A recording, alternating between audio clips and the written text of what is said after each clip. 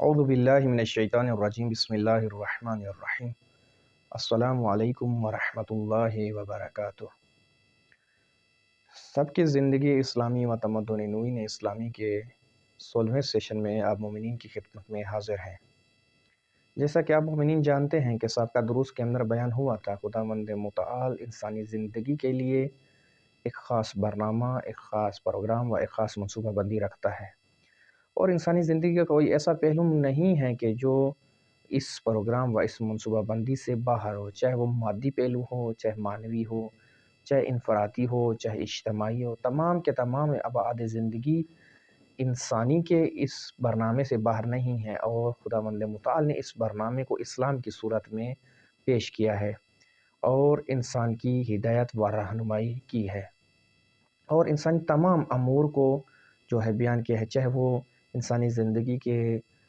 نجی امور ہیں، چھوٹے سے چھوٹے امور ہیں، چاہے وہ اجتماعی امور ہیں، اور چاہے مہم ہیں چاہے غیر مہم ہیں۔ تمام امور جو انسانی زندگی کے لیے ہیں وہ خداوند متعال نے اسلام کی شکل میں انسان کی زندگی کو جو ہے اسلامی بنانے کے لیے یہ برنامہ و یہ منصوبہ بندی و یہ پروگرام پیش کیا ہے۔ ہم نے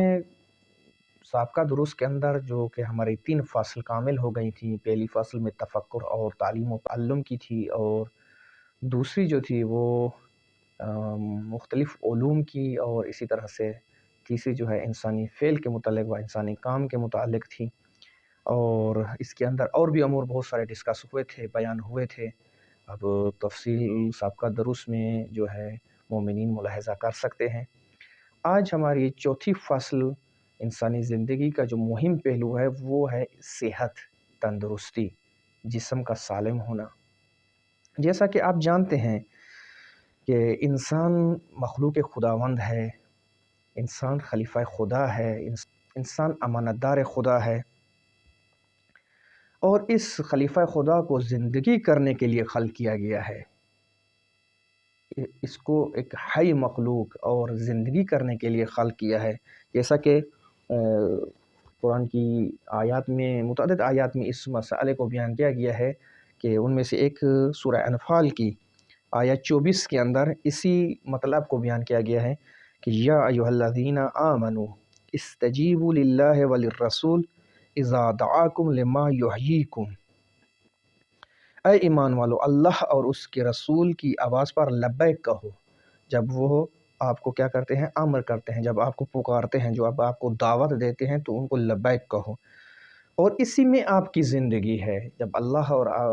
اللہ کا رسول آپ کو بلاتے ہیں، امر کرتے ہیں، دعوت دیتے ہیں، تو ان کی دعوت کے اوپر لبیک کہو، اور اسی لبیک کے اندر ہی آپ کی زندگی ہے، وہ آپ کی حیات ہے۔ اگر آپ نے لبیک نہ کہی تو آپ کی زندگی نہیں ہے، آپ کی حیات نہیں ہے، بلکہ آپ کی نابودی ہے، ہلاکت ہے۔ جب انسان امانت خدا ہے، خلیفہ خدا ہے، اور مخلوق خدا ہے، اور خداوند متعال کی مخلوق ہونے کے ناطے و خلیفہ خدا کے ہونے کے ناطے اس نے زندگی کرنی ہے، تو اس کی زندگی کا محور کیا ہونا چاہیے؟ چونکہ یہ مخلوق ہے اور وہ خالق ہے، چونکہ یہ غلام ہے، یہ عبد ہے اور وہ معبود ہے، تو انسانی زندگی کا محور بھی خداوند متعال ہونا چاہیے۔ عبد کی زندگی بھی اس محور کے گرد گھومے جو کہ معبود ہے، جس کی اس نے عبادت کرنی ہے، جس نے اس کو خلق کیا ہے، جو اس کا آقا و مولا ہے، اور یہ جس کا غلام ہے، جس کا بندہ ہے، جس کا عبد ہے، اس کی زندگی بھی اسی محور کے گرد گزرنی چاہیے، اسی کی بندگی میں گزرنی چاہیے، اسی کے دستورات کے اوپر عمل کرنے میں گزرنی چاہیے۔ تو بندگی اور ان دستورات پہ عمل کرنا، اور ایک بندے کے طور پر زندگی گزارنا، اور بالخصوص بندگی کی زندگی گزارنے کے لیے انسان کو ایک سالم، ایک تندرست اور صحت مند جسم کی ضرورت ہے، کیونکہ آپ جانتے ہیں کہ جب انسان کا جسم سالم نہ ہو، انسان تندرست نہ ہو، انسان صحت مند نہ ہو، اور وہ خود ہی بے حال ہو، تو وہ بندگی خدا جو ہے انجام نہیں دے سکتا۔ تو ایک بہت بڑی نعمت خداوند متعال نے جو انسان کو عطا کی ہے وہ صحت کی ہے، تندرستی کی ہے، اور وہ صحت مندی ہے اور سالم بدن کا ہونا ہے، اور یہ ایک نعمت خداوند متعال ہے۔ اور پھر خداوند متعال نے انسان کی رہنمائی بھی فرمائی ہے کہ آپ نے کس طرح سے اس مورد کے اندر زندگی گزارنی ہے، یعنی کس طرح سے آپ نے صحت مند رہنا ہے۔ آیا صحت مند کی، انسان کی یا سالم بدن کی یا خود صحت کی کوئی اہمیت اسلام میں ہے یا نہیں ہے؟ اور یہ پوری ایک مفصل بحث ہے کہ جو انشاءاللہ ہم آئندہ دروس میں مطرح کریں گے اور بیان کریں گے، اور جزئی سے جزئی مسائل کو بھی اسلام نے بیان کیا ہے، خداوند متعال نے انسان کی رہنمائی کی ہے۔ تو اسی صحت کے حوالے سے سب سے پہلے کہ اسلام کے نزدیک صحت کی کتنی اہمیت ہے، ایک سالم بدن کی کیا اہمیت ہے، ایک تندرست انسان کی کیا اہمیت ہے، اس کو بیان کریں گے، اور پھر اسی طرح سے مفصل اس بحث کے اندر اسلامی نقطہ نگاہ سے نگاہ کریں گے۔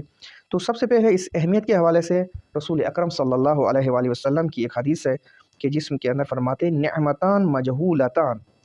دو نعمتیں ایسی ہیں جو انسان کو حاصل ہوئی ہیں اور مجہول ہیں، یعنی مخفی ہیں، پوشیدہ ہیں، جب تک انسان کے پاس ہوتی ہیں انسان کی توجہ ان کی طرف نہیں رہتی، انسان غافل رہتا ہے۔ جب ان کو ہاتھ سے دے بیٹھتا ہے تو اس وقت احساس ہوتا ہے کہ انسان کے ہاتھ سے کیا چلا گیا ہے۔ نعمتان مجہولتان الامن والعافیہ، ایک امنیت ہے اور دوسری صحت ہے، عافیت ہے، تندرستی ہے۔ یہ دو نعمتیں ایسی مجہول نعمتیں ہیں کہ جب انسان کے پاس ہوتی ہیں تو غافل رہتا ہے، اور جب ہاتھ سے چلی جاتی ہیں تو پھر اس وقت انسان جو ہے پشیمان ہوتا ہے اور ہاتھ ملتا رہتا ہے، اور پھر اس کے ہاتھ میں نہیں آتی۔ تو دیکھیں خداوند متعال نے جو ہے صحت کو ایک نعمت کے طور کے اوپر عطا کیا ہے اور ایک نعمت کے طور کے اوپر بیان کیا ہے، اور جب آپ آگے میں روایات بیان کروں گا جب ان میں دیکھیں گے تو کیا ارزش ہے، کیا قیمت ہے صحت کی اسلام کی نظر میں۔ تو اسی طرح سے ہم چند روایات جو ہیں اسی موضوع کے اوپر بیان کریں گے۔ آپ ابھی دیکھیں ہماری مثلا سوسائٹی کو، ہمارے معاشرے کو ان دونوں مجہول نعمتوں سے جو ہے آج محروم ہے، اور آج ہمارا معاشرہ، پاکستانی سوسائٹی نے یہ دو نعمتیں کی قدردانی نہیں کی، غفلت کی، اور آج ان کو ہاتھ سے دے بیٹھی ہے۔ اور آج ہمیں یہ نقطہ ہے کہ ہمیں واپس پلٹنا چاہیے اسلام کی طرف، اسلامی زندگی کی طرف، سب کی زندگی اسلامی ہمیں لانا چاہیے، معاشرے کو اسلامی لانا چاہیے، تاکہ یہ دونوں نعمتیں ہمیں حاصل ہوں۔ ایک نعمت امنیت کی ہے کہ جو آج ہمارے پاس نہیں ہے۔ پوری دنیا میں آپ اگر دیکھیں تو ہمارا ملک بے امن ترین ملک ہے، جس میں دہشت گردی ہے، جس میں دہشت گرد گروہ ہیں، اور وہ پاکستانی، ایک معصوم پاکستانی، ایک سادہ پاکستانی آج اس کی جان امن میں نہیں ہے، امنیت میں نہیں ہے۔ یہ کیا ہوا کہ آج ہم اس حد تک پہنچے اور امنیت ہمارے بلاد سے اور ہمارے کشور سے چلی گئی؟ چونکہ ہم نے غفلت برتی، ہم نے اسلامی اصولوں کے اوپر جو ہے عمل نہیں کیا، اور ہم دشمن کی سازشوں کا شکار ہوئے، اور دشمن نے آج ہم سے ایسی نعمت کو چھین لیا۔ اور دوسری جو ہے صحت بھی، آج پاکستان صحت کے معاملے میں بھی دنیا کی جو فہرست ہے ممالک کی، ان میں بالکل نیچے والے ممالک کے اندر شامل ہوتا ہے، جس کے اندر ابھی تک بعض ایسی بیماریاں ہیں کہ جو ایک صدی سے دوسرے ممالک میں تمام ہو گئی ہیں، لیکن آج بھی پاکستان کے اندر موجود ہیں۔ مثلا جیسے بعض بیماریوں کو بیان کیا جاتا ہے، جیسے پولیو ہو گیا، ٹی بی ہو گئی، یہ ایسی بیماریاں ہیں کہ جو ابھی باقی ممالک میں ختم ہو گئے ہیں، ان کا نام و نشان تک نہیں ہے۔ اور اسی طرح بعض اور بھی، یہ بھی ایسی نعمت تھی صحت جس کی ہم نے غفلت کی اور توجہ نہیں کی، اور آج ہم نے اپنے ہاتھ سے دے دی ہے۔ تو اسی طرح سے ایک اور روایت ہے، یہ بھی روایت رسول خدا سے ہے صلی اللہ علیہ وآلہ وسلم سے۔ آپ فرماتے ہیں وَالسَّمْعُ أَمَانَةٌ، سمع امانت ہے، وَالْبَصَرُ أَمَانَةٌ، اور اسی طرح سے بصیرت و بصر یعنی دیکھنا یہ بھی امانت ہے، وَاللِّسَانُ أَمَانَةٌ، اور یہ جو زبان ہے یہ بھی خدا کی امانت ہے جو آپ کو دی ہے، وَالْقَلْبُ أَمَانَةٌ، اور آپ کا دل جو ہے یہ بھی خدا کی طرف سے امانت ہے، وَلَا إِيمَانَ لِمَنْ لَا أَمَانَةَ لَهُ، اور اس شخص کے لیے کوئی ایمان نہیں ہے، وہ شخص ایماندار نہیں ہے کہ جو امانت کے اندر خیانت کرتا ہے، جو امانت کی رعایت نہیں کرتا ہے، جو امانت میں امانت داری سے کام نہیں کرتا ہے۔ یہ خداوند متعال نے جتنی بھی آپ کو یہ نعمت عطا کی ہیں جسمانی، یہ ساری نعمتیں خدا کی امانت ہیں انسان کے پاس، اور جو بھی اس امانتوں میں خیانت کرتا ہے اور امانت داری نہیں کرتا، اس کے لیے کوئی ایمان نہیں ہے، وہ ایماندار شخص نہیں ہے۔ اسی طرح سے روایت ہے، یہ بھی رسول اکرم صلی اللہ علیہ وآلہ وسلم سے ہے، جس کے اندر آپ فرماتے ہیں امیر المومنین علیہ السلام سے بیان، یعنی ان کو مخاطب ہو کہ آپ جو ہے بیان فرماتے ہیں۔ در حقیقت ایک نقطہ ہے یہاں پر کہ جس کو پہلے بیان کرنا چاہوں گا کہ دیکھیں بہت سارے ایسے شرعی احکام ہیں کہ جن کے اندر نیت قربتاً اللہ کی کرنا لازم و ضروری ہے، یعنی وہ کام فقط جو ہے فقط خدا کے لیے کیے جانے چاہیے، اور خدا کے علاوہ اگر آپ کریں گے تو مشرک ہوں گے، شرک ہوگا۔ لیکن بعض ایسے کام بھی ہیں کہ جن کے اندر لازم نہیں ہے کہ آپ قربتاً اللہ کی نیت کریں۔ اگر آپ قربتاً اللہ کی نیت کریں، نور علی نور ہے، یعنی بہت اچھا ہے، لیکن اگر قربت کی نیت سے بھی نہیں کرتے پھر بھی جو ہے ان کے اندر اچھائی ہے۔ تو وہ جو روایت آپ کی خدمت میں عرض کرنی ہے وہ یہ ہے، روایت کے اندر رسول اکرم صلی اللہ علیہ وسلم مولا امیر علیہ السلام کو فرماتے ہیں، یا علی من ترک الخمر لغیر اللہ سقاہ اللہ من رحیق المختوم، یا علی کہ جو شراب کو چھوڑتا ہے غیر خدا کے لیے تو خداوند متعال اس کو بہشت کے اندر جو ہے وہی جنت کی شراب کے ساتھ جو ہے سیراب کرے گا۔ یہ رسول اکرم صلی اللہ علیہ وسلم امیر المومنین کی خدمت میں جو ہے امیر المومنین علیہ السلام کو بیان فرما رہے ہیں کہ یا علی من ترک الخمر لغیر اللہ سقاہ اللہ من رحیق المختوم، جو اللہ کے علاوہ کے لیے یعنی غیر خدا کے لیے، غیر اللہ کے لیے شراب کو چھوڑتا ہے تو خداوند متعال اس کو بہشت کی شراب سے سیراب کریں گے۔ تو اس وقت مولا امیر علیہ السلام سوال فرماتے ہیں اور پوچھتے ہیں، فقال علی لغیر اللہ، یا رسول اللہ کیا غیر اللہ کے لیے، خدا کے علاوہ کے لیے اگر شراب چھوڑتا ہے تو خداوند متعال ان کو ایسی پاداش عطا کرے گا اور ایسی جزا عطا کرے گا اور بہشت کی جو ہے شراب سے سیراب کرے گا؟ تو اس وقت رسول اکرم صلی اللہ علیہ وسلم فرماتے ہیں، نعم بلے، واللہ من ترکہا صیانۃ لنفس یشکرہ اللہ علی ذلک، ہاں کہ جو بھی شراب کو چھوڑتا ہے کس لیے چھوڑتا ہے؟ اپنی نفس کی حفاظت کے لیے، اپنے جان کی حفاظت کے لیے، اپنے بدن کی حفاظت کے لیے، اپنی صحت کی خاطر۔ اب جو اپنی صحت کی خاطر ترک کر رہا ہے، ظاہر سی بات ہے یہ خدا کے لیے تو نہیں کر رہا ترک، خدا نے بھی منع کیا ہے، مثال کے طور پر شراب نہ پئیں نقصان ہے، اور اسی طرح سے ڈاکٹر نے بھی منع کیا ہے کہ شراب نہ پئیں، اس کا جو ہے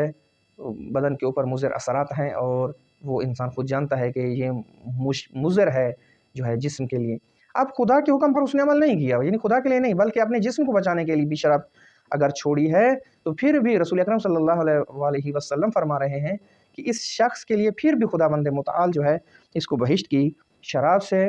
جو ہے نوازے گا اور اس کو سیراب کرے گا۔ اور وہ یعنی اپنے بدن کی خاطر، جب انسان اپنے جسم کی خاطر شراب کو چھوڑتا ہے، تو اب دیکھیں یہاں پر کتنی جسم و بدن کی اہمیت ہے کہ آپ اپنے بدن کے لیے بھی ایک حرام فعل کو اگر تارک کر رہے ہیں پھر بھی خداوند متعال اس کا آپ کو اجر عطا فرمائے گا۔ اسی طرح سے جو ہے ایک اور روایت ہے، یہ بھی رسول اکرم صلی اللہ علیہ وآلہ وسلم سے ہے کہ جس کے اندر آپ فرماتے ہیں، من اصبح و امسا و عندہ ثلاث فقد تمت علیہ نعمت فی الدنیا، جو صبح اور شام اس طرح سے کرتا ہے کہ اس کے پاس 3 چیزیں ہیں، جو صبح اور شام اس طرح سے کرتا ہے کہ اس کے پاس 3 چیزیں ہیں، تو ایسا ہے کہ اس کے اوپر تمام دنیا کی نعمات تمام ہیں۔ وہ کون سی 3 چیزیں ہیں؟ ایک، من اصبح و امسا معافن فی بدنہ، جو صبح اور شام اس طرح سے گزارتا ہے، یعنی صبح اور شام اس کی اس طرح سے ہوتی ہے کہ اس کا بدن سالم ہے، صحت مند ہے اور اس کو کوئی بیماری نہیں ہے۔ ایک چیز یہ ہے، اگر ایسے کوئی صبح کرتا ہے اور اس کے ساتھ جو اور 2 چیز بیان کی ہیں اگر وہ بھی اس کے پاس ہوں تو ایسا ہے کہ اس کے اوپر دنیا کی تمام نعمات تمام ہیں۔ اچھا، من اصبح و امسا معافن فی بدنہ آمنا فی سربہ عندہ قوت یومہ، وہ 3 چیزیں کیا ہیں؟ وہ یہی ہیں، ایک سلامت بدن ہے، دوسرا امنیت ہے، اور اس کے روزانہ کے جو کہیں کہ خرچ ہوتا ہے زندگی کا، اور وہ بھی اس کے پاس ہے، یعنی صبح اور شام کرتا ہے اور اس کے پاس یہ 3 چیزیں موجود ہیں، بدن بھی سالم ہے، امنیت کے اندر بھی ہے، خوف اور خطر بھی اس کو نہیں ہے، اور उसके पास नानो नफ़ा भी रोज़ाना का मौजूद है, तो इसकी बंदे के ऊपर तमाम दुनिया की नेमत जो हैं क्या हैं, तमाम हैं।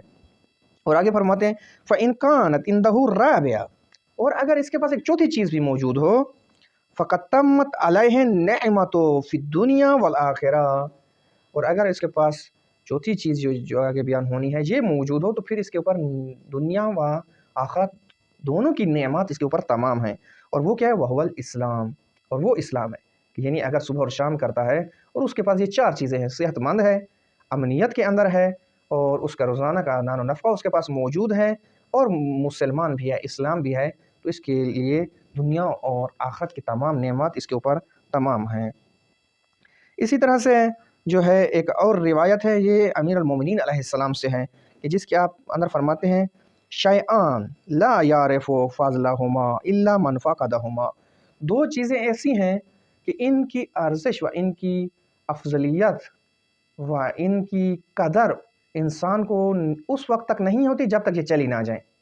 जब ये दो चीज़ें चली जाती हैं फिर इंसान को कदर व कीमत होती है। और वो दो क्या हैं, अश्शबाब वल आफ़िया, एक जवानी है और दूसरी सेहत है, तंदुरुस्ती है। अगर सेहत व तंदुरुस्ती जब इंसान के पास मौजूद होती है उस वक्त तक इंसान गाफिल होता है, और इन दो चीज़ों की कदर और कीमत उसको नहीं होती। अगर जवानी की कदर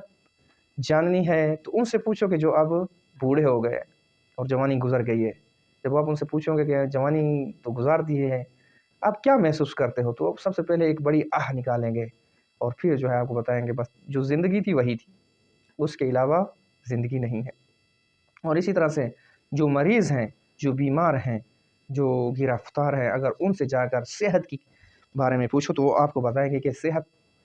ही ज़िंदगी है, अगर सेहत ना हो तो ज़िंदगी ही नहीं है। तो ये चंद रिवायात जो हैं आपकी खिदमत में बयान की है। इसी तरह से एक और रिवायत भी है, अलबत्ता ये रिवायत इमाम सादिक अलैहिस्सलाम से है, और ये तकरीबन इसका भी जो है मफ़हूम व मौज़ू वही है जो साबका का है, लेकिन मैं पढ़ देता हूँ कि जिसके अंदर इमाम सादिक अलैहिस्सलाम फरमाते हैं अल आफ़ियतु नेमतुन खफ़िय्यतुन, सेहत एक मख्फी, एक पिनहान नेमत है। इज़ा वजदत नुसियत, जब तक ये मौजूद है फरामोश है, जब तक आपके पास है आपको इसकी अर्जिश व कीमत व कदर नहीं है। व इज़ा फ़ुक़िदत ज़ुकिरत, और जब ये चली जाती है फिर याद आती है कि मेरे हाथ से क्या चली गई है। अब तवज्जो फरमाएं, खुदावंद मुतआल ने इंसान की ज़िंदगी के ये, अब देखें ये शख्सी पहलू हैं, इनफरादी पहलू है सेहत तंदुरुस्ती हो, और कामिलन एक निजी पहलू है, लेकिन खुदावंद मुतआल ने इसकी भी इंसान की रहनुमाई की है और इंसान की हिदायत की है कि अगर आप ज़िंदगी गुजारना चाहते, चूँकि आप अब्द हैं और आपने जब ज़िंदगी गुजारनी है तो मौला के अहकाम के मुताबिक, आका के अहकाम के मुताबिक, और वो माबूद कि जिसने आपको खल्क़ किया है और वो खालिक है, और आप बंदा हैं और अब्द महज़ हैं और ग़ुलाम हैं, तो आपने अपनी ज़िंदगी को उस मौला की दस्तूरात व अहकाम के मुताबिक ज़िंदगी गुजारनी है। आपकी ज़िंदगी उन दस्तूरात के गिर्द घूमेंगी, यानी बंदगी की ज़िंदगी आपने गुजारी है। चूँ बंदा है तो बंदगी की ज़िंदगी गुजारनी है, और बंदगी की ज़िंदगी गुजारने के लिए आपको सेहत व तंदुरुस्ती व सलामती बदन की ज़रूरत है, और ये नेमत खुदावंद मुतआल ने आपको अता की है। और ये ऐसी नेमत है कि जो मख्फी है, पिनहान है, जब तक मौजूद है इंसान इसकी कदर व कीमत नहीं करता, और जब ये हाथ से चली जाती है तो फिर इंसान को इसकी अर्ज़श अहमियत का अंदाज़ा होता है। तो बस इंसान जब तक सेहतमंद है इससे गाफिल ना हो, इस गफलत में ना आ जाए, फरामोश ना हो इंसान से सेहत, ताकि वो जो मुसीबत बीमारी में है और जो मुसीबत इंसान की मर्ज़ के अंदर है वो काबिल तहम्मुल नहीं है। अब आगे हम इसी बहस को इन्हीं रिवायात के ज़रिए से जो है जारी रखेंगे। सबसे पहले अवामिल सेहत व तंदुरुस्ती कि कौन से आमिल हैं कि इंसान हमेशा तंदुरुस्त रहता है, और इस्लाम ने बयान किया, खुदावंद मुतआल ने इंसान की हिदायत के लिए बयान किया, उन अवामिल को बयान करेंगे। और फिर वो अवामिल के जो बायस बनते हैं और जो इल्लत बनते हैं कि इंसान मरीज़ हो जाए, उनको तफसील के साथ हम बयान करेंगे कि उसके अंदर बहुत सारी चीज़ें आ जाती हैं। और फिर इसी तरह से ये बहस आगे जाएगी। और अगर फिर इंसान बीमार हो जाता है और یعنی یہ نعمت ہاتھ سے دے بیٹھتا ہے تو پھر اس کو کس طرح سے درمان کرنا ہے، کس طرح سے اس کو علاج کرنا ہے، وہ بھی اسلام نے انسان کی رہنمائی کی ہے کہ انشاءاللہ آئندہ دروس کے اندر ان کو بیان کریں گے۔ وصلی اللہ علی محمد وآل محمد۔